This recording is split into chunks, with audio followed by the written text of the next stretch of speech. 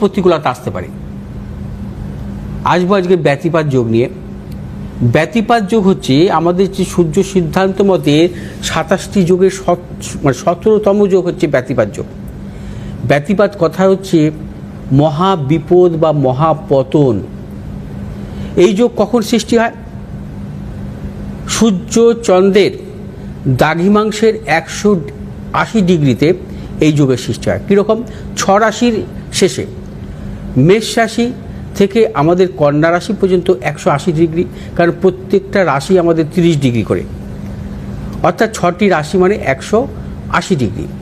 180 ডিগ্রির এন্ডে গিয়ে এই বা শেষে গিয়ে এই ব্যতিপাত যোগ শুরু হয়। আবার তুলা রাশি থেকে মীন রাশি শেষে আবার ব্যতিপাত যোগের সৃষ্টি হবে, অর্থাৎ 180 ডিগ্রি বা 6টি রাশি অতিক্রম করার পর এই ব্যতিপাত যোগ সৃষ্টি হয়।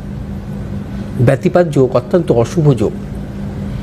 এই যোগে জাতক জাতিকারা মানসিক বিড়ম্বনায়, শারীরিক সমস্যা, অর্থনৈতিক সমস্যা, জীবনে প্রবলভাবে সংগ্রামের হয়। ব্যতিপাত যোগে জন্মগ্রহণকারী জাতক জাতিকাদের জীবনে নানাবিধ সমস্যা আসে। তাদের গুপ্ত শত্রু থাকে, অর্থনাশ আসে, ব্যবসা ক্ষেত্রে নানারকম প্রতিকূলতা আসে, সন্তান সুখ থেকেও বঞ্চিত হয়।